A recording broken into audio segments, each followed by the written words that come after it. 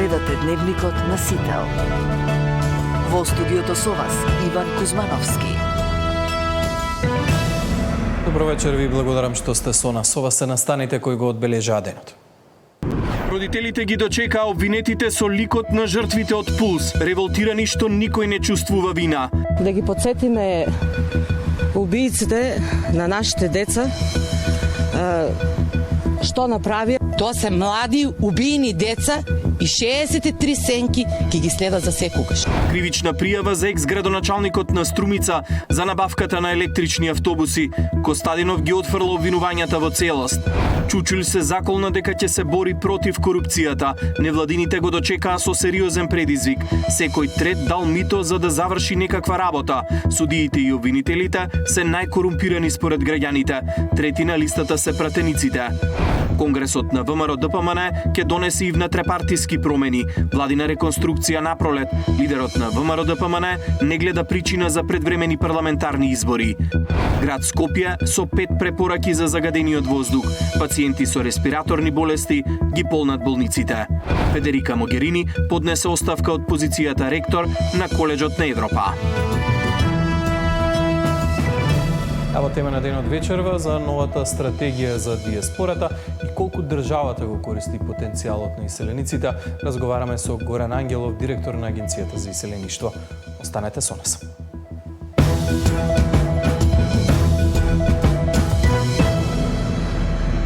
Со фотографии од жртвите во дискотеката Пулс, родителите денеска пред судницата во Идризово ги пречекаа обвинетите во случајот. Револтирани се што никој не се чувствува за виновен. Во судницата и денеска идентични ставови од обвинетите. Или биле ненадлежни, или не биле одговорни. Во едно излагање имаа поранешни инспектори, градоначалници, но и обезбедувањето.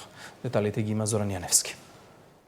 Транспарентот со фотографии од жртвите во Кочани и пораката 63 сенки ќе ве следат, секој поглед бара правда, ги дочека денеска пред судницата обвинетите за трагедијата во дискотеката Пулс. Родителите на загинатите сметаат дека е контрадикторно што никој не признал вина, па прашуваат дали тие треба да ги потсетат обвинетите зошто се во судница. Да ги потсетиме убииците на нашите деца, што направија, бидејќи на претходното рочиште тие се изјаснија дека не се виновни. Тие се однесуваат како тие да се оштетени, како да не знаат зошто се обвинети, како прв пат да слушаат дека дискотеката Пулс постоела. Никој од нив немаше ни грам совест и човечност да ја признае својата вина. Ни монструмот, ни син му, ни брат му, ни соучесници дали биле од прв, втор, трет ред, никој не покажа барем човечност. Повеќе од 5 часа во судницата обвинетите и нивните адвокати објаснуваа дека тие не се виновни за пожарот. Екс-градоначалникот Радко Димитровски рече дека бил единствениот кој уште во 2012 барал дискотеката да не добие лиценца. Ги информирал Министерството за економија и Државниот пазарен инспекторат дека на таа локација не е предвиден угостителски објект, но како што рече, никогаш не добил повратна информација. Љупчо Папазов, пак во чиј мандат се случи трагедијата, најави дека во текот на судењето ќе понуди докази дека тој немал никаква надлежност за Пулс. Да се внимава со водењето на оваа постапка, да не се случи повторно неправда спрема некој како она што се случи пред 13 години. А тоа е молкот на моето барање, никогаш не добиен одговор на истото и силен траур и крик дури после 13 години. Во оваа судница, како што ветува и самиот почеток, ќе бидат изнесени многу аргументи и факти кои можеби нема да му се допаднат некому, но ќе бидат првиот чекор или првиот патоказ дека сте на вистинскиот пат кон утврдување на вистината. И тројцата градежни инспектори на општината тврдеа дека немале овластување да контролираат што се работи на објектот. Реконструкцијата тврдат се правела тајно и како што велат, трагедијата ја предизвикал пожар, а не градежни пропусти. Градежниот инспектор не контролира интериерно, односно внатрешно уредување. Не контролира дејност. Не контролира пиротехника, ниту безбедносни мерки од пожар. Тоа е надлежност на други институции. И обезбедувањето тврдеше дека немале никаква вина. Пиротехниката била внесена пред да почне нивното работно време, а немале ни законска дозвола да легитимираат дали гостите се малолетни. Да, имам само една реченица да дадам. Криво ми е на комниот ден што не успеав да спасам повеќе луѓе. На следното рочиште своји воведни обраќања пред судот имаат четворицата поранешни директори на Дирекцијата за заштита и спасување. Зоран Јаневски, Сител телевизија. МВР поднесе кривична пријава за поранешниот градоначалник на Струмица Костадин Костадинов и уште 5 лица за набавка на електрични автобуси. Костадинов преку социјалните мрежи во целост ги отфрли обвинувањата. Струмичката полиција поднесе кривична пријава против поранешниот градоначалник Костадин Костадинов и уште 5 други лица, меѓу кои и поранешниот директор на јавното предпријатие Струмица Транспорт, поради сомневање за злоупотреба во постапката за јавна набавка на електрични автобуси за потребите на општината. Според информациите од полицијата, Костадинов се товари за кривичното дело злоупотреба на постапката од јавен повик, доделување на договор за јавна набавка или јавно-приватно партнерство.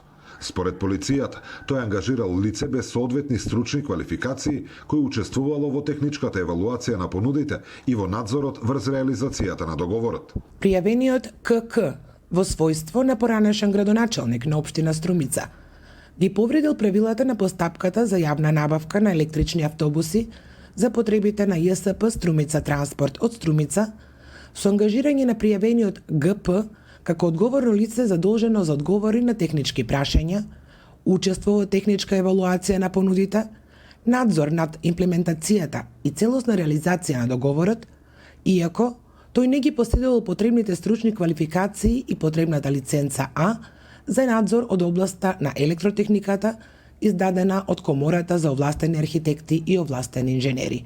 Костадинов ги отфрла во целост наводите за сторено кривично дело, потенцирајќи дека проектот за набавка на електричните автобуси бил од стратешко значење за општина Струмица. Верувам дека сите овие чекори се спроведени според важечките закони. Истовремено сакам да потенцирам дека лично јас, а се надевам и сите наведени лица за кои постои сомневање, стоиме на располагање на сите надлежни органи и институции со цел да им биде елаборирано и појаснето на каков начин е спроведен овој проект, кој денес безпрекорно функционира во пракса, напиша Костадинов, додавајќи дека не сака да дава политички коментари. Зоран Ѓорѓиев за Сител телевизија. Конгресот на ВМРО-ДПМН ќе донесе и внетрепартиски промени, владина реконструкција напролет. Лидерот на ВМРО-ДПМН не гледа причина за предвремени парламентарни избори. Град Скопје со 5 препораки за загадениот воздух. Пациенти со респираторни болести ги полнат болниците.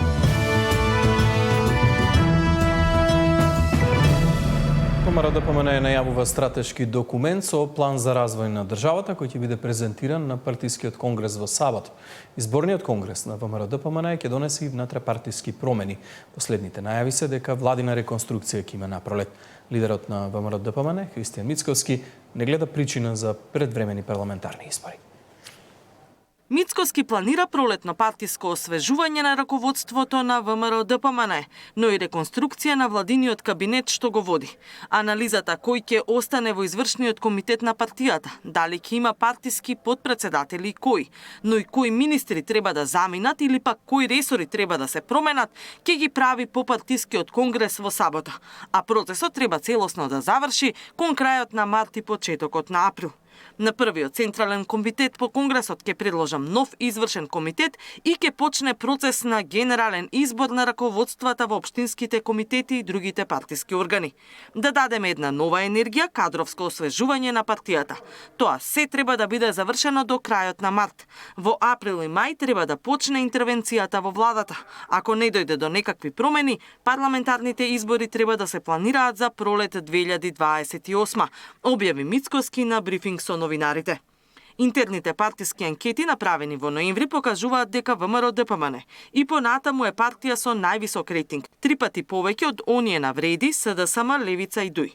Сепак, тој не планира предвремени избори, бидејќи наредната година се договара нова еврообврзница од 700 милиони до 1 милиарда евра, што ќе биде економски предизвик. Дополнително очекува да растат и макроекономските параметри со инфлација до 3% и реален раст на БДП од 3,5 до 4%, што според него не треба да биде прекинато со избори. Мицкоски засега пред Конгресот е единствен кандидат за лидер на партијата, а во Кавадарци очекува делегатите да му ја пружа довербата за уште еден мандат. Таму треба да биде донесена и партиската стратегија, визија што гради држава, во која ќе бидат прецизирани чекорите што до 2030 треба да ги спроведе ВМРО ДПМН како владеачка партија. Веднаш по партискиот конгрес Мицкоски заминува во Брисел на самит на ЕУ за Западен Балкан.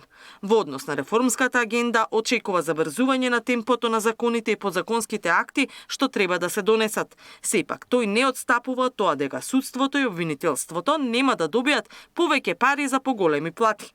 Она за што ќе отстапиме се само повеќе пари за нови вработување на технички персонал, за кои се жалат дека го немаат. Но претходно им побаравме да ни достават список што од вработувањата им е потребно за да обезбедиме пари. Па ете, сами нека одлучат кого ќе вработат. Пари за поголеми плати на суди и обвинители ќе нема, децидене Мицкоски. Од друга страна, во место стои диалогот со Бугарија, бидејќи Софија се уште не направила чекор напред, информираше лидерот на ВМРО ДПМН. Катерина Нешкова, Сител телевизија. Новоизбраниот председател на антикорупцијската комисија Адем Чучул денеска положи заклетва и вети дека ќе се бори против корупцијата. Невладиниот сектор пак уште на првиот ден од преземањето на функцијата го дочека со сериозен предизвик. Во последното истражување на јавното мислење на МЦМС, секој трет граѓанин рекол дека дал мито за да заврши некаква работа. Судиите и обвинителите се најкорумпирани според граѓаните, а трети на листата се пратениците. Изјавувам дека функцијата председател на Државната комисија за спречување на корупцијата ја вршам совесно и одговорно. Ја вршам совесно и одговорно. Адем Чучул ја превзема председателската функција во антикорупцијска. Се обврза да го враќа интегритетот на институцијата по низата скандали и ќе работи на транспарентноста. Најави жестока борба со корупцијата за да ги поправи оценките во извештајот на Брисел и препораките на Греко. Ќе се залагам за транспарентна работа на институцијата, но и ќе барам, како тим ќе бараме одговорност и транспарентност со сите институции. Фокусот ќе ми биде како председател, се надевам ќе имам подршка од целата комисија да ја зголемиме нашата проактивност во делот на проверката на имотната состојба на избраните именуваните лица. Наспроти ваквите најави, граѓанскиот сектор објави анализа за состојбата со корупцијата. Секој трет македонец дал мито за да заврши никаква работа. Скоро секој трет во државата дал некакво мито за да заврши некаква работа. Судиите и јавните обвинители се највисоко на листата на професии што се перципирани од страна на граѓаните како најкорумпирани, а трети на листата се пратениците. На првиот ден од стапувањето на функцијата, Чучул доби пораки од собранискиот спикер Гаши. Борбата против корупцијата не се води сама по себе и не се ограничува само на закони и стратегии. Преку законодавната функција ги затвораме можностите за злоупотреба. Преку надзорната функција ја држиме извршната власт одговорна, а преку представничката функција ние сме гласот на граѓаните кои бараат, очекуваат и заслужуваат правда и честност. Новиот кривичен законник е клучен во борбата со корупцијата, порача и дипломатите. Според амбасадорите, корупцијата и неказнивоста сериозно влијаат и на довербата во институциите и развојот на државата. Новиот антикорупционер доби подсетник за корупција од опозицијата, која му порача дека има криминал од 9 милиони евра по кој треба да се постапи. Инаку Чучул доаѓа на позицијата председател на антикорупцијска по оставката на Татјана Димитровска, обвинета за 2 кривични дела: оддавање на службена тајна во случајот адитив и фалсификување од безбедносен сертификат. Ивана Соколовиќ најдова, Сител телевизија. Парични казни и нови контроли направи АХВ во случајот со труење во основното училиште во Карпаш. Како што информира инспектори за храна на Агенцијата за храна и ветеринарство, по генералното чистење и дезинфекција во основното училиште Димо Хаџидимов, денес повторно земале брисеви од работните површини во кујната со цел утврдување на безбедноста. На вонредни здравствени санитарни прегледи упатени се и вработените во кујната, која ќе остане затворена се до добивање на лабораториските наоди со кои ќе се потврди безбедноста. Агенцијата Агенцијата за храна и ветеринарство официјално ги добила резултатите од лабораториските тестирања од вработените лица во кујната и од вонредните контроли во кујните на 9 основни училишта во општината Карпош, со кој стопанисува истиот оператор со храна, по што се изречени и соодветни санкции. Со 600 евра во денарска противредност и 300 евра за одговорното лице, казнете операторот со храна, бидејќи со замените мостри храна од основното училиште Димо Хаџидимов било потврдено дека послужената мусака не ги задоволува микробиолошките критериуми за безбедност, односно утврдено е присуство на бактерија. Од замените мостри храна и брисеви во 9 основни училишта, кај една мостра од храна, намаз, утврдено е присуство на бактерија Ешерихија коли, за што е наредено намазот да се исфрли од употреба. На операторот со храна за утврдените недоследности со превентивните вонредни контроли изречени му се 2 парични казни по 900 евра во денарска противредност, 600 евра за операторот и 300 евра за одговорното лице, а за непоседување на сертификат за завршен курс по хигиена за едно лице и немање соодветни технички услови за работа, немање на топла вода во 2 училишни кујни изречена е вкупна казна од 650 евра во денарска противредност, информираат од Агенцијата за храна и ветеринарство. Откако се најдовме на врвот на Европската листа со загаден воздух, град Скопје испрати 5 препораки за намалување на загадувањето.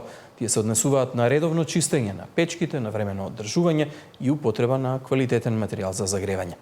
Додека се чекаат ефектите од мерките, пациентите со респираторни болести ги полнат болниците.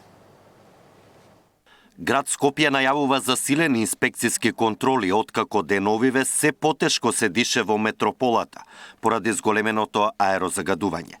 Под лупа ќе бидат компаниите, но и домакинствата и затоа препорачуваат редовно чистење на оджаците за затоплување, да не се користат отпадни материјали, печките на дрва да се одржуваат и да се прави редовен сервис на грејните тела. Ова се дел од препораките од град Скопје. Во меѓувреме, загадениот воздух и вирусите ја полнат клиниката за респираторни заболувања кај децата Козле. Во амбулантите дневно имаат и по 150 прегледи на болни деца. Во моментот на болничко лекување поради компликации на долните дишни патишта, задржани се 50 на мали пациенти, а 5 од нив имаат потреба и од кислородна поддршка. Според лекарите, покачена температура, секрет од носот и кашлица се најчестите симптоми периодов.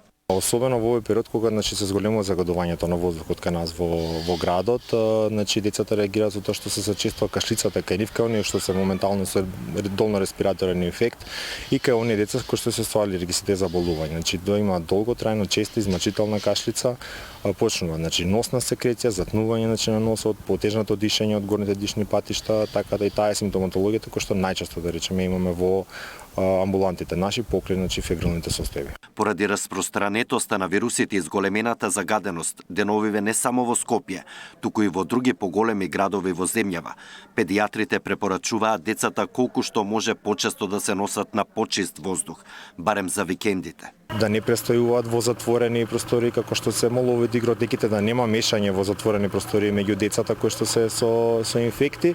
Нормално, доколку дојде до појава на инфект, фебрилност, децата да се чуваат во првите 24-48 часа дома, да се даде симптоматската терапија и дури потоа да побарат совет од лекар, односно да немаме толку големи гужви и мешање на децата меѓу нив и во нашите амбуланти и кематичните лекари. Инаку во последниот извештај Институтот за јавно здравје регистрираше 114 случаи со клиничка слика на грип.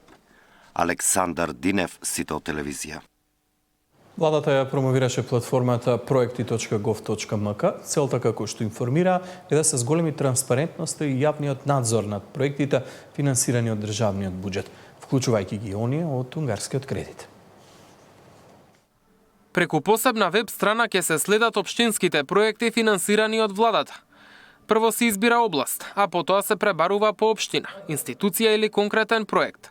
Со само неколку кликови се појавуваат сите податоци. Колку чини проектот, кога почнал, што е сработено и кој е крајниот рок. Достапни се и фотографии и видеа од терен. Информациите се обновуваат во реално време. Дополнително, платформата е отворена и за прашање од граѓаните. Електронската идентификација дава клучна можност за безбедна идентификација на граѓаните, но и за директна комуникација со институциите. кога ќе влезете на страната, има определено можност граѓаните да постават прашања за конкретен проект, да отворат тема, да отворат проблематика. Тоа е наша стратешка дигитална трансформација која што имаме и ќе можат да отворат теми кои што се важни за нивната заедница, кои што како влада не сме биле запознаени, да постават прашања, да го адресираат, а институцијата ќе има обврска да одговори. Од првиот јавен повик опфатени се 288 проекти вредни 75 милиони евра. Најголемиот дел од нив се целосно завршени, 30 се во финална фаза, а останатите се во тек или наскоро почнуваат. Ова не се само бројки, ова се нови улици, плоштади, водоводни и канализацијски мрежи, нови паркови, фекални системи, нови спортски објекти, културни содржини, нови училишта и нови градинки. Ова се над 220 капитални проекти во инфраструктурата, над 40 проекти во животната средина, 7 во спортската инфраструктура, 5 проекти во културата и над 10 значајни инвестиции во образованието. Преку вториот јавен повик пак се финансираат 828 проекти за над 225 милиони евра. Од нив 50 се завршени или во финална фаза, а за над 500 се подпишани договори за реализација. Мартин Арсов, Сител телевизија. Буџетот е ликвиден и има доволно пари за плаќање на обврските, тврди министерката за финансии. Сите доцнења на исплати биле поради технички проблеми или поради дополнителни проверки. Буџетот е ликвиден и има доволно пари за плаќање на обврските, тврди министерката за финансии. Доцнење со поврат на ДДВ има само кај оние фирми кај кои постои сомнеш за злоупотреба и тие детално се проверуваат, додека е кај данокот за граѓаните од Мој ДДВ. Проблемот е технички во системот на УЈП. Изминативе години не се вложувало во негова надградба и затоа сега се случуваат проблеми, вели Кочовска. Јас можам најодговорно да тврдам дека во Министерство за финансии не постојат налози кои што стојат 9 месеци. Значи, такво нешто е невозможно. Не можете вие да очекувате 7-8 години да не се надгради ништо во управата за јавни приходи и после толкав период вие да очекувате наеднаш сега да биде секако што треба, додека зборувам моите колеги од IT се тука во континуитет, значи ја посетуваат управата за јавни приходи, таму буквално се е во една лоша состојба. И во Словачка имало измами и злоупотреби кај повратот на ДДВ. Нивниот министер за финансии вели дека проблемот го решиле со воведување е-фактура. Искуството од дигитализацијата ќе ги пренесе на колешката Кочовска. Во Словачка се воведе систем, електронски систем на обработка на даноци, исто така и фактурирање, електронско фактурирање, значи за да може сето тоа да се контролира според нели во рамките на даночна управа. Со инфлација и дефицит слично како кај нас, за предстојниот период ги загрижува рецесијата во Германија и Австрија, кои веќе почнале да им откажуваат нарачки, наменети за автомобилскиот сектор. Инаку Словачка е најголем производител на автомобили по глава на жител во Европа и засега постојните инвеститори не ја напуштаат земјата. Наташа Мерсовска, Сител телевизија.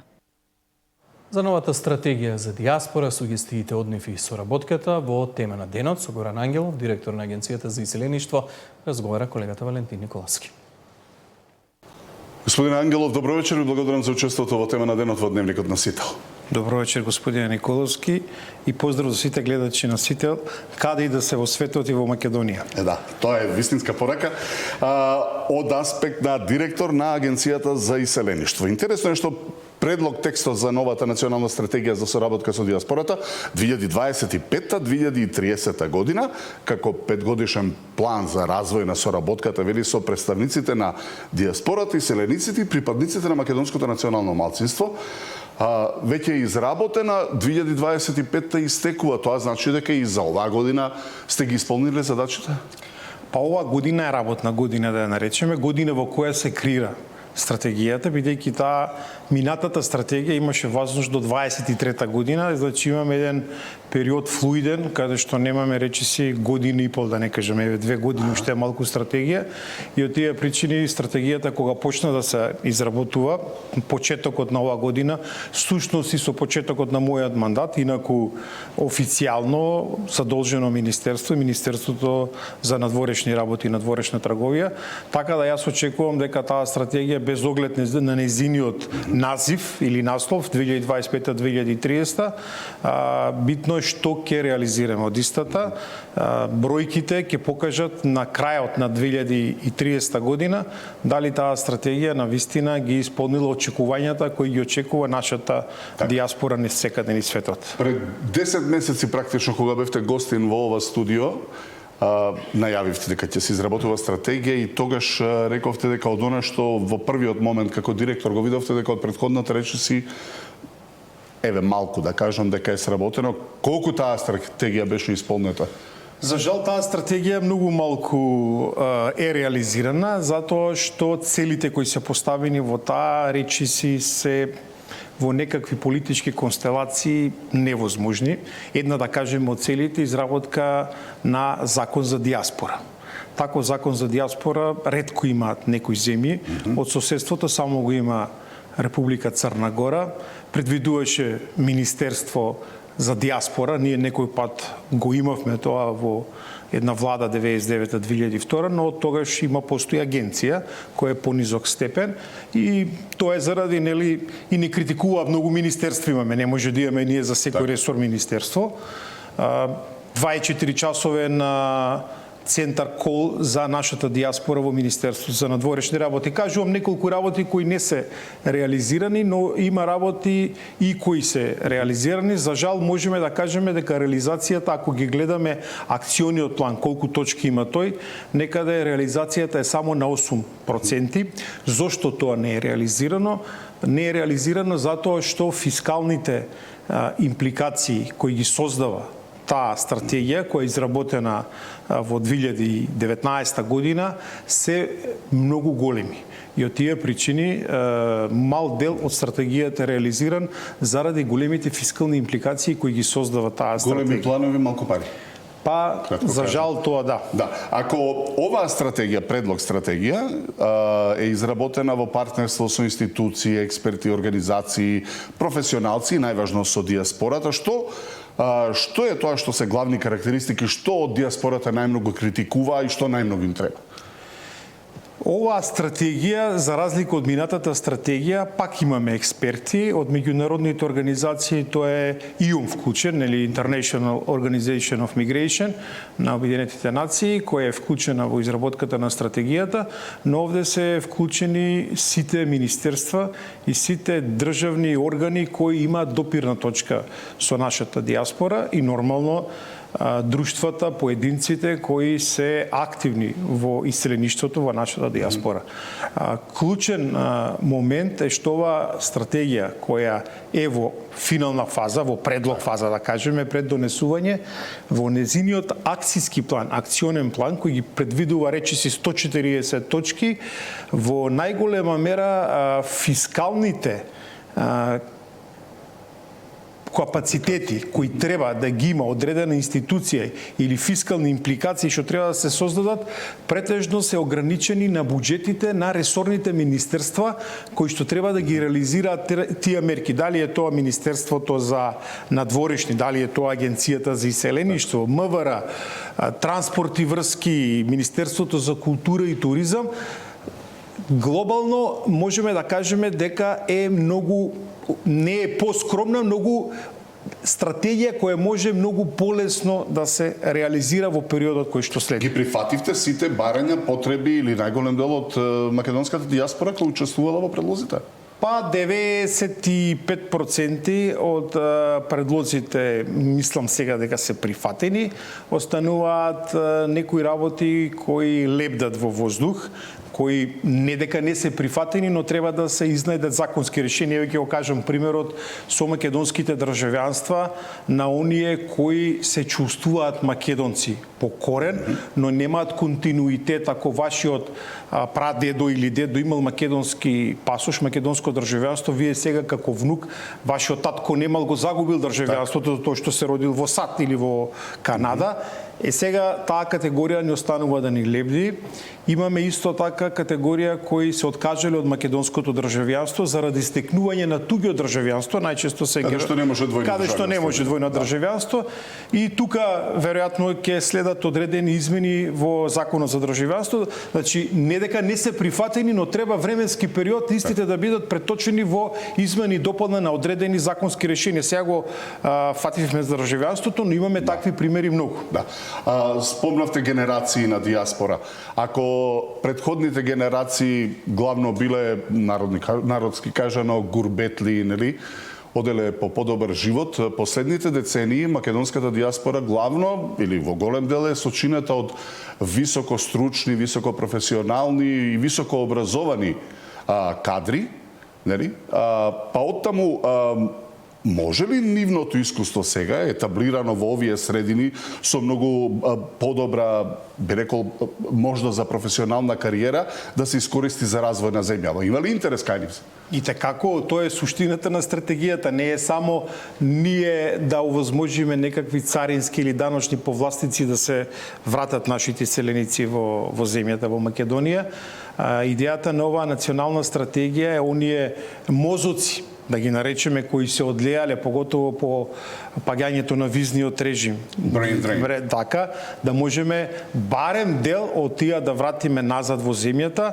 Сега Македонија има потреба од нив. Ако во тој временски период реално Македонија немаше потреба, бидејќи немавме индустријски зони како сега што ги имаме, немавме толку странски инвестиции. Ако вие се сеќавате на времето, ако завршивте машински инженер, немаше кај да работите. Сега машински инженер не може да најдете ни под дрво, ни под камен. Да ги вратите нив или пак да ги вратите со проекти? И нив и проекти. Има предвидено во новата национална стратегија една точка, фонд за предприемачи и селеници кои ќе се вратат во земјата. Значи државата ќе им овозможи одредени грантови или меки кредитни линии, и тоа со тоа што ќе мора да отворат, нели, бизнис на територијата на Македонија. Мислам дека таа мерка ќе значи многу. Таа мерка треба да биде подкрепена со соодветни проекти во секоја единица на локална самоуправа, бидејќи на некоја територија мора да изградите некаков објект во кој ќе работите. Така, и во националната стратегија е предвидена сериозна комуникација со единиците на локална самоуправа, со ЗЕЛС како нивна национална асоциација. Буквално сите вклучени политички компоненти во земјата ќе бидат интегрирани во едно работно тело, кое ќе биде во состав на Министерството за надворешни работи, кое фактички ќе прави на одреден временски период еден чекпоинт што сме направиле во изминатите 3 месеци, во изминатите 6 месеци, и тоа потоа ќе реферира пред владата што се случува во реализацијата на самата стратегија за диаспора. Тие генерации селеници имаат своји деци и внуци веќе. Има ли интерес кај нивните потомци за изучување на македонскиот јазик, македонската култура? Има интерес, тој е од година во година се поголем. Морам да ја пофалам нашата диаспора, нашите селеници на европскиот континент, кои во последните неколку години, а посебно ова година, морам да кажам, во Сојузна република Германија пројавуваат невиден интерес за изучување на македонскиот јазик, слично и во сите други земји, и во Швајцарија, и во Австрија, се таму онамо кај што имаме поголема концентрација во оние градски конгломерати, каде што имаме поголем број на дечиња. Оваа година очекуваме дека на крајот на годината ние во Сојузна република Германија ќе имаме најмалку 10 нови паралелки од дечиња кои ќе го изучуваат македонскиот јазик. Дали тоа ќе биде од оној контингент на наставници кои ги испраќа Министерството за образование, или ќе бидат самоорганизирани, или во Германија веќе се јави и трет начин на настава на македонски јазик, а финансирана е од сојузните покрајни, каде што најмалку 10 или 15 дечиња треба да пројават интерес, тоест нивните родители, нели, како старатели, и тогаш сојузната покрајна, на сметка на сојузната покрајна, ангажира учителка или наставник по македонски јазик. Кога зборуваме за јазикот, зборуваме за диаспора, но предлог стратегијата се однесува и на македонското национално малцинство, на национални малцинства, на кои? На сите земји или таму каде што е признато? Македонските национални малцинства се оние каде што се од нашите соседни земји. Се разбира, тоа е Република Србија, Република Албанија, каде што имаме признаени национални малцинства, тоа се двете, но е тука и Република Хрватска, ние имаме билатерална комисија која следи состојбата на македонското национално малцинство во Хрватска и на хрватското во Македонија. За Република Грција и за Република Бугарија во овој момент не можеме ништо да направиме, тодиме чекор понапред. Вие ја гледате со состојбата што се случува во Република Бугарија со непризнавањето на македонските друштва. Во Република Грција последните 2 години гледаме дека има напредок во самоорганизирањето на македонското национално малцинство, но се уште таа форма на помош не е институционализирана од нашата држава. Кога зборуваме за диаспората, мислиме на сите етнички заедници по потекло од Македонија, нели? Дали кај другите, освен кај македонците, има интерес за соработка, изучување на јазикот, нивниот јазик, култура, инвестирање, или тие се само интересни за време на избори, како што беа локалните, за обезбедување чартер авиони и гласање на избори кои што немаат никаква врска со нив, како што се локалните? Кога зборувам јас за македонска диаспора, зборувам за сите оние кои се граѓани, нели, на оваа држава. Ние имаме покрај изучувањето на македонскиот јазик и преку Министерството за образование, но и преку онлайн наставата која ја прави Агенцијата за иселеништво, 4 часа неделно македонски јазик и 2 часа неделно албански јазик, која е во тек, актуелна е. Ние печатиме учебни полагала и на македонски јазик и на албански јазик. Нормално дека албанскиот јазик, вие во диаспората, како што се организирани нашите македонци од сите краеви на Македонија во едно здружение, така најчесто и диаспората која е од албанска предзнака се исто така организирани, дали се од Република Македонија, дали се од Албанија или од Косово или од друг дел, се во некакви, дали се тоа центри исламистички, дали се културно-уметнички друштва или спортски здруженија, најчесто се организирани на тој принцип. Како ве прифаќаат тамуете од другите етнички заедници како представник на едно државно тело, агенција? Па со македонските државјани кои се по етничко потлекно албанци немаме никакви проблеми. Да бидам искрен, другите нормално не се наши државјани, немаме. Ние имаме и заменик директор кој е по потекло албанец, баш сега пред една недела беше во 2 здруженија кои потекнуваат од Македонија, едното е од Арачиново, другото е од општина Липково. Имаше средби, така да ние сме прифатени, немаме никакви проблеми кога станува збор за албанците од Македонија. И за крај прашањето од $1.000.000, можно ли е креирање регистар на диаспората, конечно да знаеме колку сме и каде сме? Во овој момент една од целите е да воспоставиме систем на размена на информации со статистичките институции во земјите каде што се присутни нашиве. Во принцип тоа не е тешко за државјаните кои се од ова парче земја, од Македонија. Проблем се оние луѓе кои се иселени помеѓу двете светски војни од регионот Егејскиот дел на Македонија, од Пиринскиот дел, и тука тешко може да дојдете до на финална бројка. Јас само ќе ви кажам еден податок што е составен дел на стратегијата. Се проценува дека државјани од Република Македонија моментално имате надвор 700.000. Само од тоа се со македонско државјанство зборуваме. Не зборуваме со други државјанства. Ние знаеме дека некои имаат бугарско, некои имаат хрватско, некои имаат српско државјанство, голем дел зема италијанско, австриско, германско државјанство. Значи станува збор за една огромна бројка од 700.000 луѓе кои секоја година испраќаат во Македонија, минатата година испратиле речиси 2,5 милиарди евра. Дали се тоа дознаки преку банките, дали се дознаки преку оние брзи трансфери или ги донеле во своите фамилии. Значи 2,5 милиарди евра е сериозна бројка за една држава како што е Македонија, затоа треба да се пристапи кон диаспората како на еден брат кој е надвор од земјата, кој треба да го викнеме да се врати повторно во Македонија. Горан Ангелов, директор на Агенција за иселеништво, ви благодарам за учествието во тема на денот. И благодарам и вам. Колку е веројатен диалог со Софија во моменти на масовни протести и се поизвестни парламентарни избори во Бугарија? Дали најавата на Мицкоски за засилени активности во диалогот со ЕУ и Бугарија по нова година се уште е опција? Анализа во вечерните вести на Сител.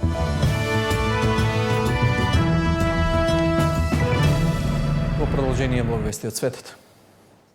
Федерика Могерини поднесе оставка од функцијата ректор на Коледжот на Европа, откако беше именувана за осомничена во истрага за измама, поврзана со обука на европски дипломати, во која биле вклучени Коледжот на Европа и